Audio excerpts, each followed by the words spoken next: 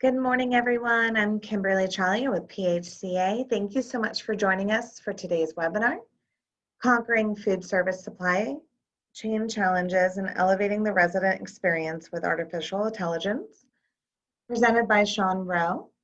A few quick updates before we get started today. This webinar is being recorded and will be made available on the PHCA website within the next 2 weeks. The webinar has been approved for 1 continuing education credit for all attendees. For those who provided an NAB number, credits will be uploaded shortly, and we'll also share certificates with those in attendance. As we begin today, all attendees will be in listen-only mode. Please feel free to submit questions via the Q&A icon on your screen, and we'll make sure we answer as many of those questions as possible at the end of today's presentation. I'll now turn it over to Sean. Awesome, thank you. Good morning, everybody. Hope you've got your coffee ready to go and you're excited to learn a couple things this morning. Really excited to dive into kind of a passion of mine, which is around artificial intelligence and how technology can help really take our space to another level. So this morning, I'm going to cover off about the next 45 minutes or so. First of all, what the current challenges are that we're facing in the food service department, just so everybody's kind of on a level playing field. I don't know how many of you are in various different roles, so just wanted to kind of level set some feedback that we've received from our various clients. From there, I'm going to then talk about what is artificial intelligence, just at a very high level, because it's a very kind of strange and scary thing for a lot of people when you don't know what it's actually doing.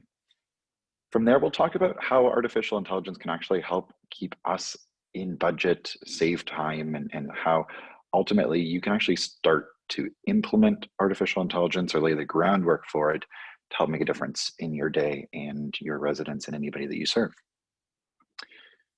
Before we do that, you're probably wondering who the heck I am and why I'm here. So first, just a quick little background about myself. I like to describe myself as a technologist that loves to solve complex business problems. I am your typical high school dropout, left school, I think in grade 10 to start my first company. From there, I went on to build 7 different technology companies in different spaces. I've actually been in this space now for 12 years, and it's a space that I just stumbled into and absolutely fell in love with just the mission, the purpose, why we're here, and ultimately the challenges that we could overcome. 12 years, I originally was involved in kind of IT security and consulting in the space. And then about 6 years ago, I got involved with a company called MealSuite. And what we do is we build software and systems to help digitize and optimize the entire meal experience. Currently work with about 3,000 locations across North America, and that's kind of in the continuum of care. So everything from complex acute right down to full independent living and kind of everything in between. And some of the information and insights I'm going to share with you today are because at MealSuite, we work directly with distributors, we work with contractors, operators, we work with various different individuals throughout the supply chain and the frontline operation. So it gives us a bit of a unique, unbiased perspective because we see all the moving parts and are helping to try to solve for everything and how it all interlinks together. So I wanted to share with you some very interesting information that we pulled out of a survey. So this particular survey, we were actually able to reach and we spoke to 1,481 managers. And we asked them to score a few things out of 10 when it came to just their day-to-day pain points and what they're experiencing. Likely not surprising to you, depending on the market, the location, your even local area in terms of the demographics of where you're located. I think everybody's been feeling this in every industry. We even feel it in our space. So it's no surprise, they rated that labor challenge a 7.1 out of 10. Budget challenges, inflation, all the other costs that are just continued to rise. This was a really high one on their list of being a major pain point. And then supply chain challenges. And this really fluctuated depending on what levels of care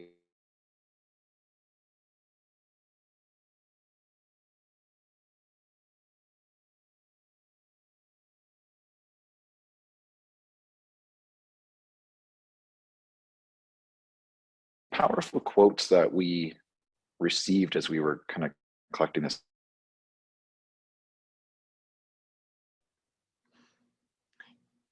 It appears that Sean's having a little bit of technical difficulties, so we'll just give him a second to refresh his Wi-Fi.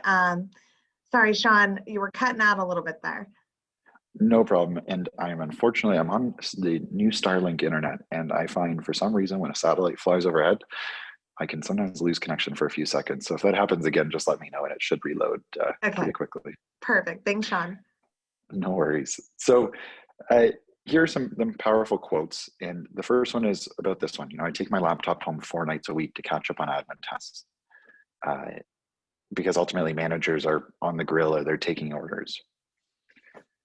We've heard this one a lot, just that individuals haven't been able to refresh their menus. So our menu's been the same for over a year now, due to not having the time to adjust or create a new menu. Heard this one. I'm spending a lot of overtime pay just to fulfill basic daily tasks due to a lack of staff bodies. So that's obviously having a huge impact on budget. And then many staff are taking on tasks outside their main role, which they may not be fully trained on, having a negative impact on the workflow. That could be everything from the quality of service being delivered, whether it's on the culinary side of just how to greet a table and deliver a great meal service, through to on the care side, getting into components of risk and delivering meals on complex diets or dealing with allergen conflicts. How is that bringing risk into the situation?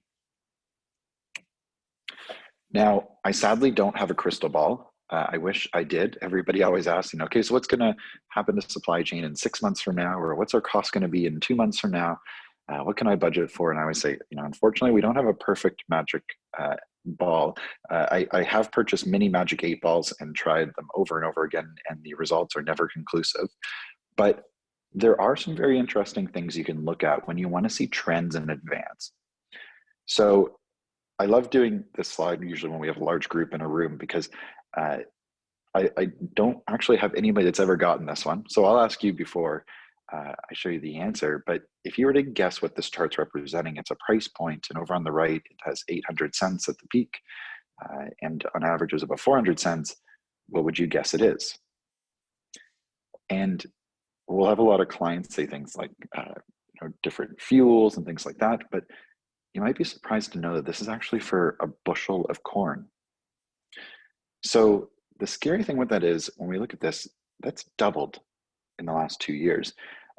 If you've ever looked at this, and if you actually go look it up right now, it actually came way down for a period of time there in June, when the various different impacts from interest rates went up and everyone was hopeful it was going to kind of squeeze out some of the inflation. It's actually right back up now to about 700 cents was what it was trading at this morning.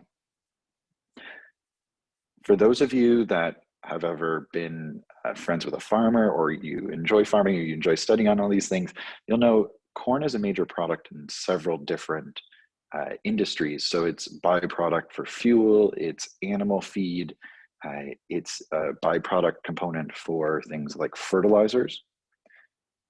And if you read kind of global economic news around supply chain and things, there's been a lot of concern around things like fertilizer, because fertilizer, there are 3 countries that are really mass producers of key ingredients used for fertilizers. 2 of those are Ukraine and Russia.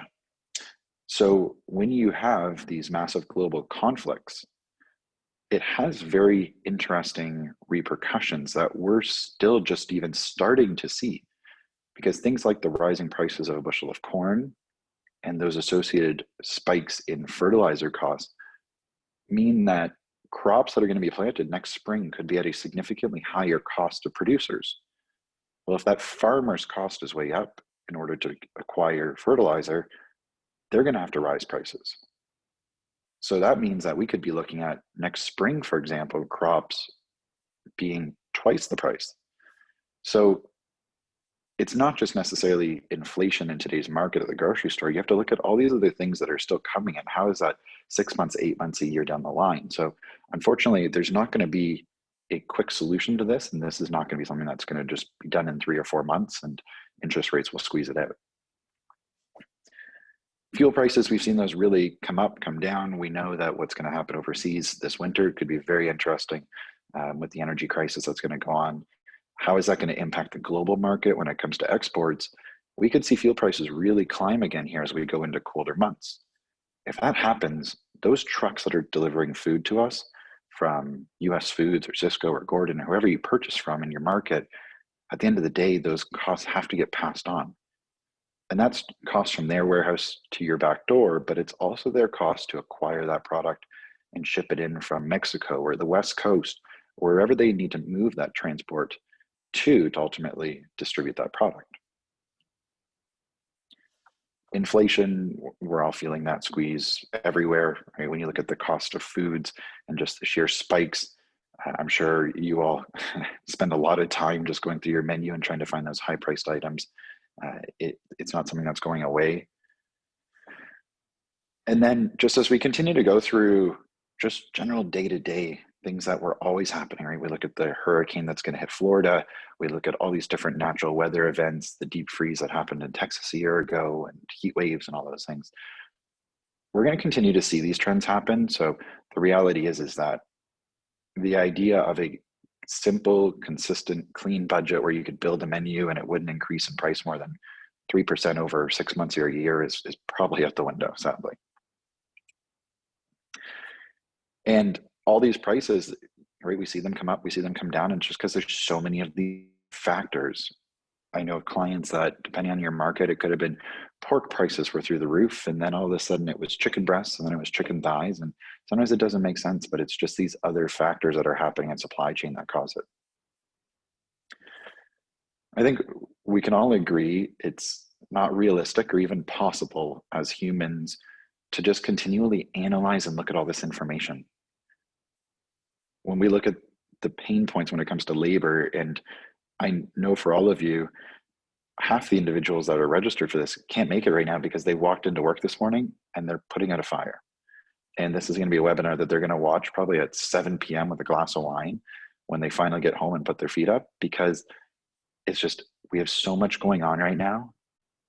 The idea of going back and analyzing where futures are on corn or where the current prices of pork are versus chicken, it's impossible. Now, the great thing is that there are solutions for things like these, such as technology and artificial intelligence. And I think we could all agree it's very daunting to approach those things on its own. So how do we use that tech? So artificial intelligence, it's actually a very simple thing. It's not scary. Artificial intelligence will not be taking over the world anytime soon. But artificial intelligence is a really great solution to solve for basic things that we can create and define rules around. There has to be a pattern in order for it to work. So the definition, there's 1,000 definitions depending on who you ask on artificial intelligence. And artificial intelligence is a very high-level word. If you've ever studied it, or you have a family member that's in college or university going for it, or you've ever written code, there's all these different words that are used because there's a lot of different sub-components to what is considered artificial intelligence. Today, we're just going to generalize it, and we're just going to say it's the computer's ability to learn and complete tasks without human intervention. In its most basic forms, it's things like if you have an iPhone or an Android phone and you use Siri or Google Assistant. A lot of people don't realize there's a lot of hidden power in those tools where, for example, Google Assistant can book you a reservation. So can Siri, I believe, where their artificial intelligence has analyzed thousands of phone calls of calling a restaurant. So if that restaurant doesn't have an online booking, the artificial intelligence will actually call the restaurant, listen to the prompts, make a selection, speak to a human on your behalf, get the available times and book you a table. And it knows all the different rules to fall within on what day, what time parameters. It can even look at things like traffic and all these other things because you can define and set very simple rules on how it works. So you might then say, okay, patterns, rules, which sounds great, but how do I actually teach it? How does a computer learn when it comes to artificial intelligence? It's data, lots and lots of data. And I'm going to show you an example of how, if you wanted to, and this is something that I am actually working on for my own personal life, is automating getting dressed in the morning. So let's talk about making clothing selections. It's very simple, but it's actually very time consuming, depending on whether you have the luxury of wearing a uniform or not every day. If you have to choose at work clothes and then you got something for after work and weekends, there's a reason why people like Mark Zuckerberg wears the same thing every day, because they realize the amount of brain power it actually takes to make selections for what to wear for the day is actually a complete waste of energy, and they'd rather actually conserve that for their day-to-day tasks. So if we break it down, let's talk about some of the variables and things that we look at when we get dressed. So there's things like the schedule for the day. So what am I doing? Am I playing sports? Am I in meetings all day? Am I traveling? What's the temperature? I don't want to wear pants in the middle of summer, but I don't want to wear shorts in winter. Risk of precipitation. You need to know that. You want to also determine how comfortable can you ultimately be. If it's a day working from home, or a day with no meetings, or it's a Sunday and you're kicking back on the couch, you're going to have a very different approach to comfortable versus if you're in a board meeting or making a large presentation. We have color match and style, and then we also have things like accessories. So if we're to put this into a chart and we're to just talk through the decisions you make every day, we can look here. So for example, on my chart that I started to put together, we could say that on the Sunday, it was a personal vacation. The temperature was 95, risk of precipitation 10. The chosen comfort level I want to maximize. And in the end, I chose white and black. My style was casual and it was swim shorts and a hat. The next day, I ended up doing a presentation in Florida. So in that case, the temperature was 100. It was basically guaranteed to pour rain. Minimum comfort style, I went with gray and blue. It was style business and an umbrella. And then the next day, it was remote work, much cooler, on the road again, lower risk of precipitation, maximizing my comfort. Business up top, I had a couple of presentations, but I could be casual down below. And I want an accessory of a watch. The interesting thing would be is if you charted this for a year, you could actually go on to a bunch of different self-guided apps that, for example, Google has and several others, where you could actually upload this Excel spreadsheet. And you could tell it, okay, for the temperature, there's ways to actually tell it, take the temperature for where my calendar says I'll be. Take the risk of precipitation from where I'll be. You could upload a list of all your different accessories and style and different things in your closet. And you can actually fairly easily build an app that every day will tell you what to choose. So you don't have to think about it. Well, we can take this exact same concept and apply it to all the standard decisions that we make in our space when it comes to food service. So what are some practical examples that you could start to use artificial intelligence for? Procurement. When you're doing procurement, there are a lot of rules that apply. First of all, you know your list of items that you need. Within those list of items, there's certain nutritional parameters you may need to hit. There are certain cost parameters you may need to hit. There's also different things such as pack sizes, the quantity I'm ordering. I don't need 95 of a particular product if I'm only going to use 2 for the next month.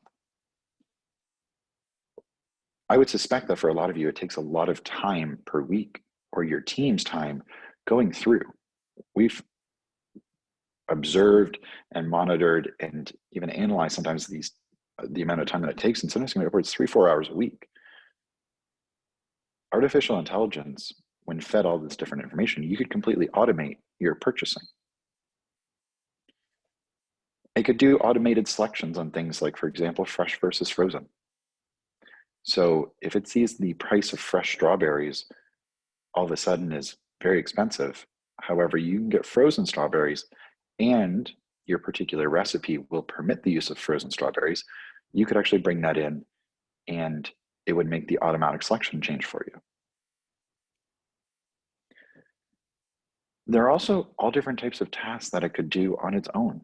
So for example, looking at your residents' preferences and then predicting what they're going to choose in the future so you could reduce food waste and better secure dollars for higher quality products or for special events or whatever it might be.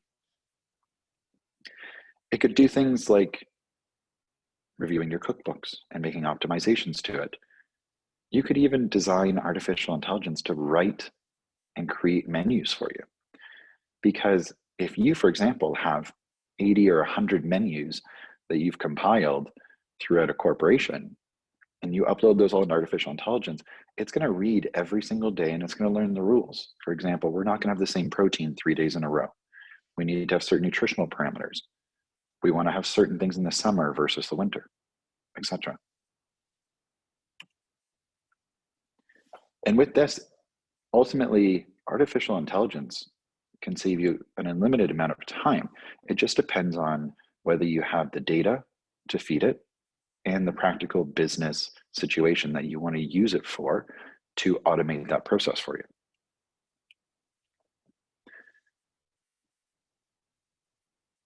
Budget, there's no doubt a tremendous opportunity to use artificial intelligence because it can analyze so many different things that you can't to make that decision for you and present that data. Because it can do things like this. So if you employ artificial intelligence in, for example, your purchasing processes, it can go ahead and automatically look at what are prices right now. So if it sees that pork prices are rising, and it can go analyze your menu to see, in this case, that you don't have any chicken products on the menu the day before and the day after, it could go and instead of you having to do all the manual work of finding an alternative, going and applying it, it could just simply tell you, pork prices are rising. Here's an alternate recipe that's already been validated. It will work for our demographics. It will work for the individual that we're ultimately, and the price point is suitable, and swap it out for you. We all know how much waste can happen in our space through overproduction. By using artificial intelligence, if you were to every day keep track of how many items you throw out or you overproduce,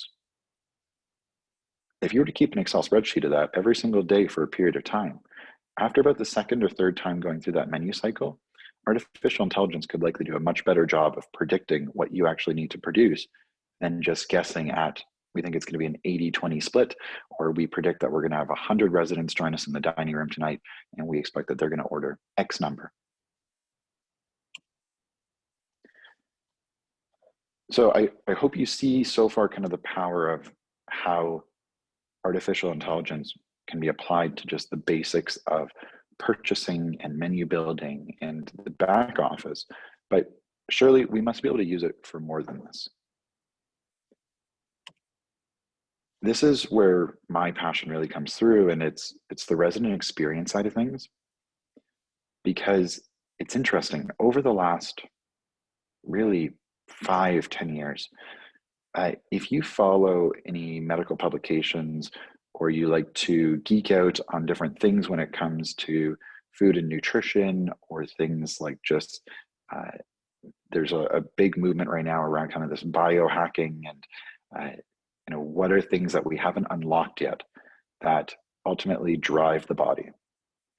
So gut microbiome, that's a really big topic right now.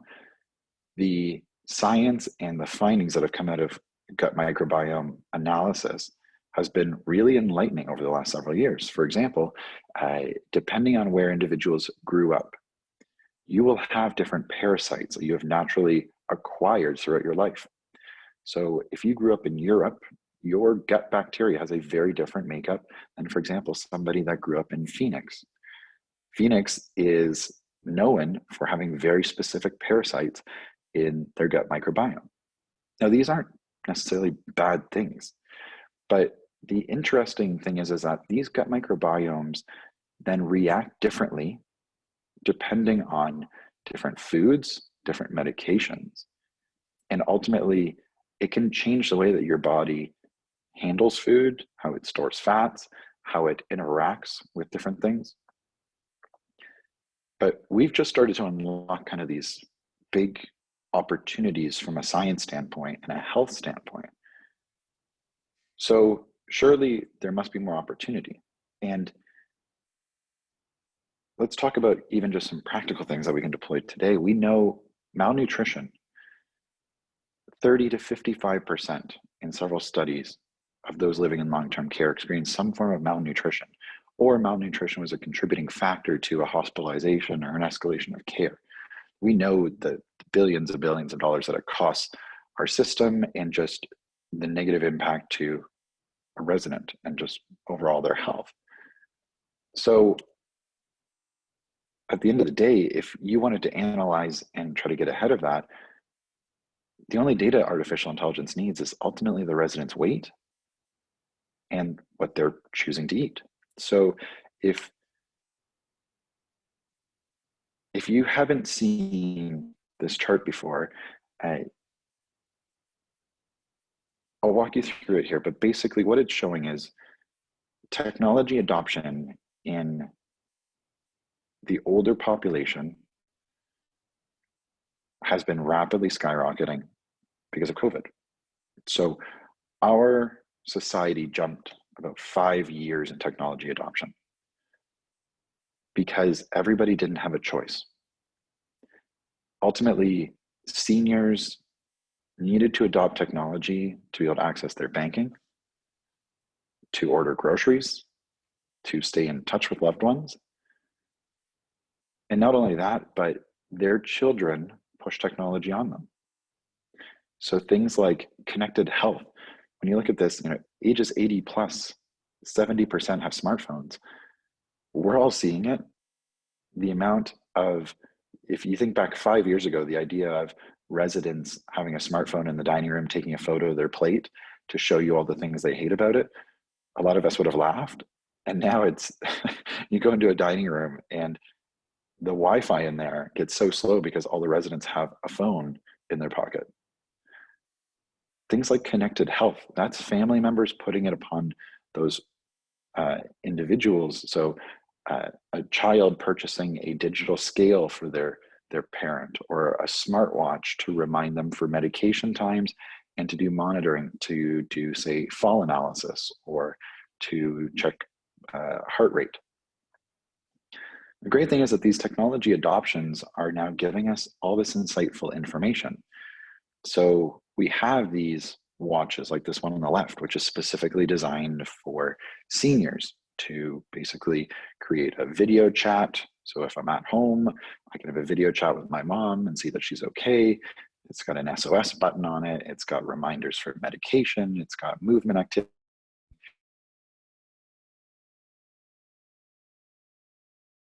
at home, information or check-ins. Great thing is that all this information now is starting to become available. And if you're in a skilled nursing situation, you're obviously logging weights to likely putting in a platform like Point Click Care or Matrix Care. So if you could take that information and activate and enable the artificial intelligence on it, what it can do is every day it could, for example, look at someone's weight. Now we know that there's very basic equations around what is considered a healthy weight for a particular individual based on their age and their height and all these different things. So we just simply load in a BMI formula into it, take their weight, their height, and artificial intelligence can monitor it every single day. If we were to then use a tablet or some sort of a device to track and enter in what the individual chose for their meal, and we were also to track what they ate, and this would be at the individual item level, not just a generic, this plate has 50% consumption, it's They had all of the soup, but none of the mashed potatoes, for example. And a very quick just tap, tap, tap, done. What that allows the artificial intelligence to do is first, it could actually start to determine what that resident likes and dislikes. So if I serve a plate with mashed potatoes and green beans and chicken, and every single time that we serve that, they don't eat the green beans, it could very quickly determine that it might be green vegetables they don't like, because broccoli also is not a winner. But every time we have carrots, for example, they love it. This is really powerful information because if the artificial intelligence can learn a resident's preferences and dislikes, what it allows us to do is, as it analyzes those weights and it analyzes that intake information, it can actually make recommendations and suggestions automatically. So imagine being able to come in the morning, and if you're in the care side of things, the dietary team's getting a notification and a list overnight where the artificial intelligence said, hey, here are 3 or 4 things that you should look at. You should look at adding a high-calorie smoothie to James's menu and delivering that for him once a day, because we've noticed that James's intake has dropped, his weight has dropped, and in this case here, there's particular items that he's not eating, which is causing a drop in nutrition. If you're on more of the assisted living, independent living side of things, it could be even getting into sharing this information with the resident in an app where it could actually make recommendations for them for healthier eating and saying, you really need to add more vegetables, which is something my wife always tells me. And it makes a big difference. There's no doubt about it. And by doing that, what it can then do is it could help step in and tell us the notifications in advance, as opposed to us ultimately having to go read the information, try to spot the problem, and then try to correct it. So there's a great opportunity here for artificial intelligence in malnutrition or just general optimizing of health. I think that's really exciting. Tremendous amount of opportunity, but there is also more, in my opinion. So when it comes to things like medications, we know that there's certain medications that just naturally conflict. If you have any particular medications, or even once in a while, you might need antibiotics, we know that there's certain conflicts. For example, citrusy juices are often not recommended from the standpoint of conflicts with certain medications. Well, we know in general there are certain conflicts out there.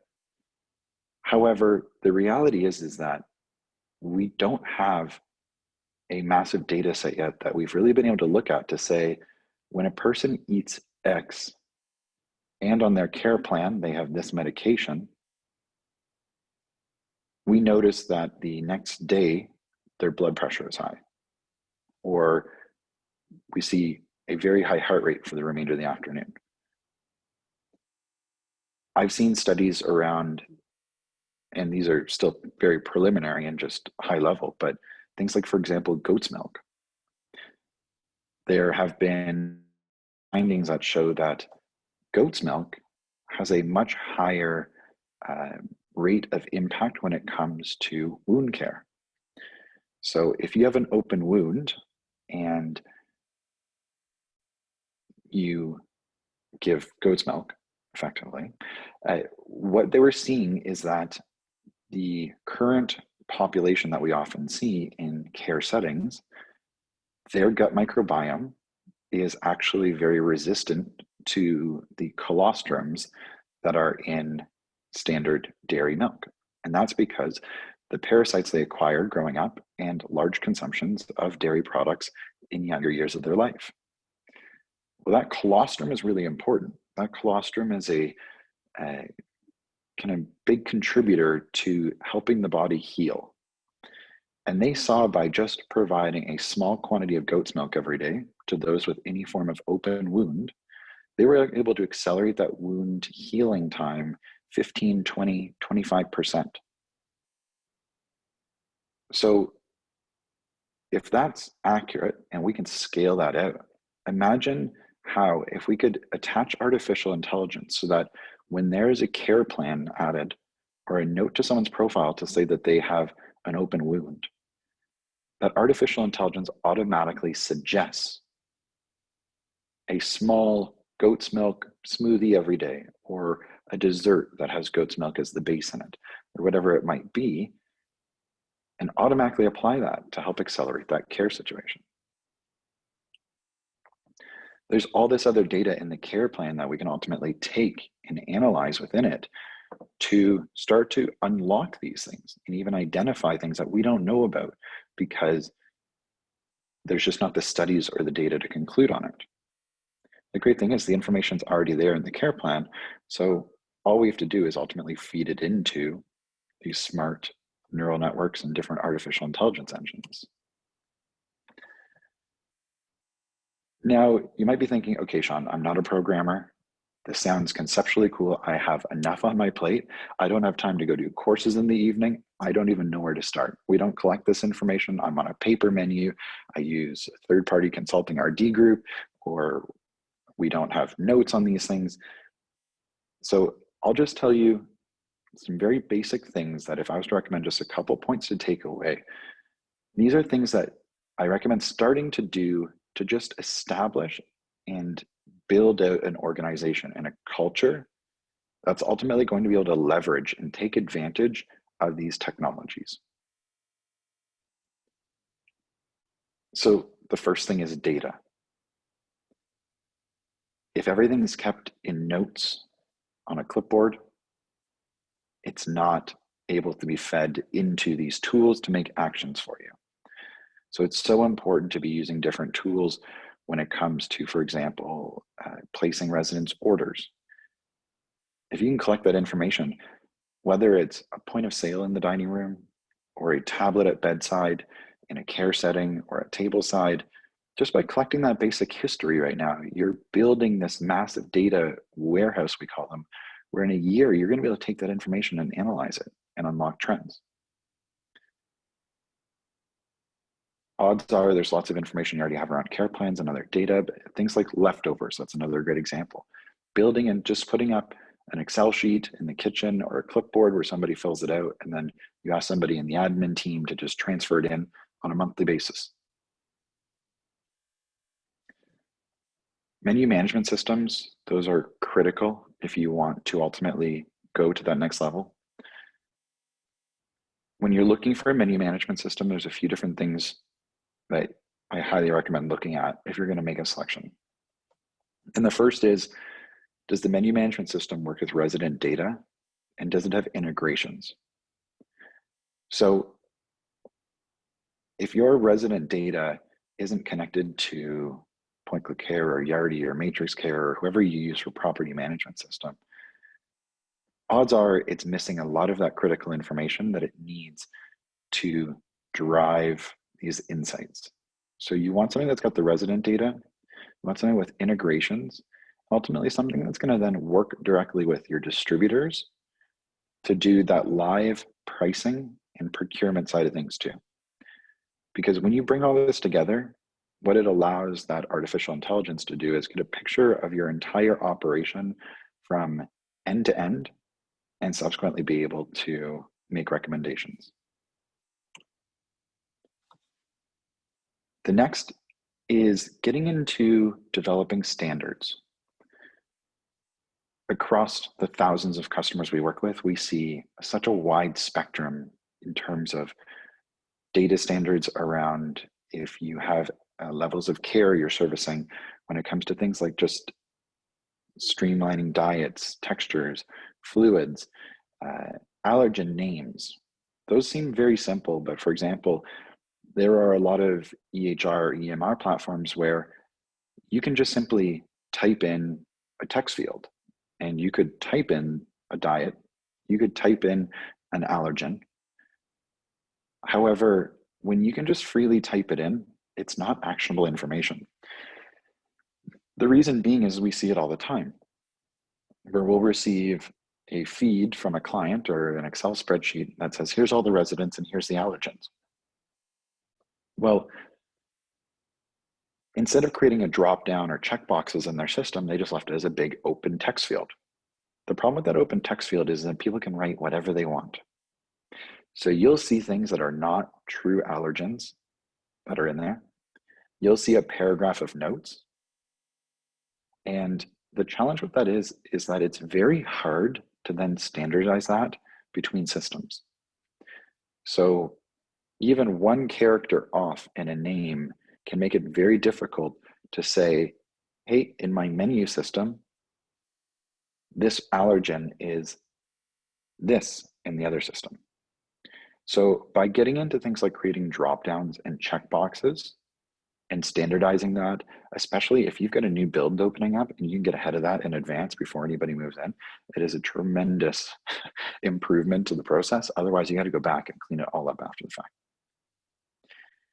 And then even looking at things like allergy and dislike differentiations, that can be, it seems very simple, and we see it all the time during a resident move-in or in mid-process where they may ask for particular allergens, and you'll get a list of a whole bunch of things, but really maybe a quarter of them are more dislikes. The reason why that's so different is that if you're employing a menu system that's going to ultimately make decisions on your team's behalf to reduce risk, auto select items for ordering, etc., it needs to know that truly, yes, I have an allergen to dairy versus it is a dislike, but from time to time, I'm still going to have a grilled cheese. And the reason being is that we'll sometimes see where there's so many allergies listed that the system can't even produce a meal for the individual because almost every category is marked as an allergen, whereas really they're dislikes. And that makes a big difference to your long-term strategy with data. The next is around Wi-Fi and network cabling and dining. We see it more and more in new builds. I'd say a lot of the different groups that do designs now have standardized and started putting in cabling for networks and printers and a dining room and the kitchen. However, we know with typically older properties, there's nothing in there. We might not even have Wi-Fi in the kitchen.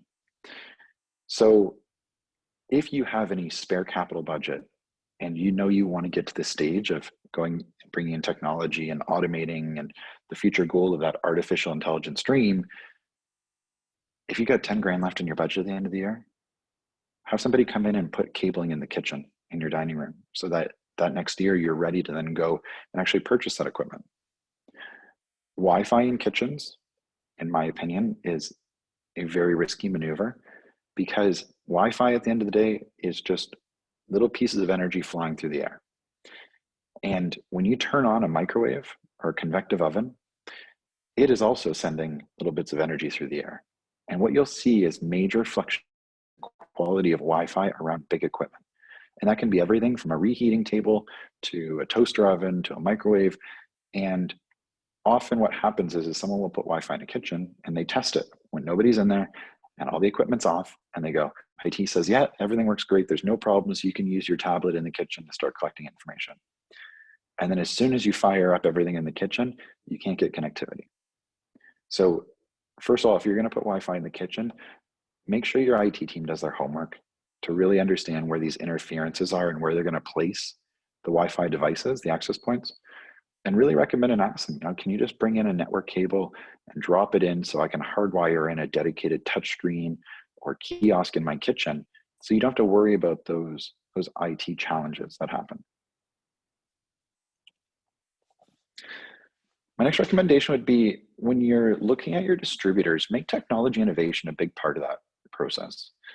Working with many of the broadline, many secondary, smaller regional distributors, we see a big difference between each distributor in where they're at in their technology process. So you might have a distributor where you can do all your purchasing from a smartphone. You can track the truck. As soon as you know that the order's been picked, you get a notification that there's been 20 subs and here's why and here's what it is.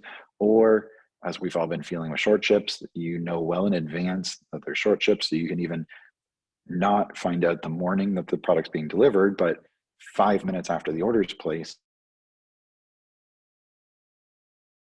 I've seen it where distributors then will actually make recommendations on alternate products and let you then sub it out, so you're not getting short shipped. Uh, each distributor has different levels of integrations from a pricing standpoint. They have different capabilities around when they generate things like invoices or those conflict notifications on a short ship or a sub. So really ask those questions about how they're not just fulfilling your cart for you and ensure, but how are they ultimately making it easy to do business with them as it relates to technology and just streamlining that whole process, because it can make the difference between scrambling every day and running to Costco or Walmart or Sam's Club to buy a box of chicken breast because you got short shipped and you find out when the truck arrives, versus a distributor that has accurate inventory counts. They're giving you that information when you purchase, and then they've got a great automated approval sub process and so much more. We'd also recommend creating a culture of innovation. So this is something that it's about talking about technology, challenging team members to come up with more interactive or technology-driven solutions.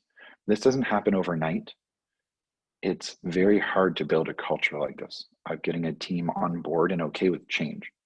Change is very hard for the human body and the mind, and we all, whether we like it or not, try to push it away. So creating a culture innovation is just creating that team environment where people want to put those suggestions in, that everybody feels involved in the change process, that they understand the mission and why we're making changes, and ultimately why we're trying to innovate and take that resident experience, that patient experience to the next level. So today, I spent about the last 50 minutes learning about artificial intelligence. There's no shortage of power behind it, because what it can do is it can take all these different data inputs and things that we know we have no time to analyze, and ultimately take from it actionable insights that we can apply.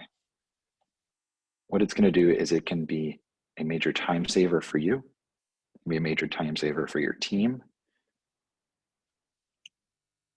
It's a tool that you can employ to take your budget from being a major concern to being entirely optimized from at least the procurement side and the shopping cart side.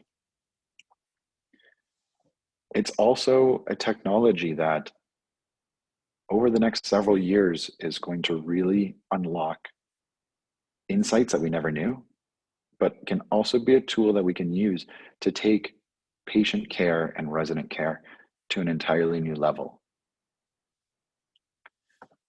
It's a tool that we can employ in the future to automatically help with things like weight and malnutrition. And it's also a tool that we can employ to help unlock secrets around things like medication conflicts and personal reactions to things, and even identify an allergy in an individual we didn't know they had based on various information that we're able to collect from the care plan, wearables, and so much more. It's a tool that we can use to optimize our businesses and do a better job when it comes to our environmental impact of having less product go to waste and ultimately taking those dollars and putting it back into the resident experience. And it's a tool that you can use with your team, hopefully unlocking time for you so that you can, and your management teams can spend time with your actual frontline staff, build that culture of innovation, spend time with your residents, and deliver a higher level of service. So I hope you leave this feeling a little more at ease about artificial intelligence. I hope you've been able to take away and also learn that at the basis of it, it's actually very simple what it does. However, what's the biggest challenge is often getting that information to turn into actionable things. This is something at Meal Suite we're doing a tremendous amount of work around. So if this is something that you're passionate about, or you have any questions around how it works or practical deployments of it, or even just technology and food service, please send me an email anytime. I'd love to connect. I'm very active on LinkedIn, so if you want to come join me there, do a lot of different webinars and conversations. We'll be at a couple of the upcoming shows too from a national standpoint, so I would love if we're able to connect there and talk about how we take our industry and resident experience to the whole next level. So I know we have a couple minutes. I always like to leave a few minutes at the end to give you 5 minutes back in your day. I know how important it is to have a coffee and just unwind for a minute. So If you have any questions, by all means, please do send them in to me, or also we'll stick on the webinar just for a few more minutes. Just if there are any open questions, you can send it in and we can respond via the chat. So really appreciate your time today, and thank you so much for having me. Thanks, Sean. That was a great presentation. And once again, I did put a reminder for anyone that might have any questions to utilize the Q&A icon at the bottom of your screen. I'm currently looking at it. I have not seen any questions come through since I put that reminder in a few moments ago. So last call for questions. If you're shy and don't feel comfortable asking a question in today's webinar, by all means, reach out to Sean or myself, and we will answer any questions that you might have. Sean, we really appreciate you presenting today. This was some great information. And yeah, please reach out if anyone has any questions. Thanks so much. Thank you.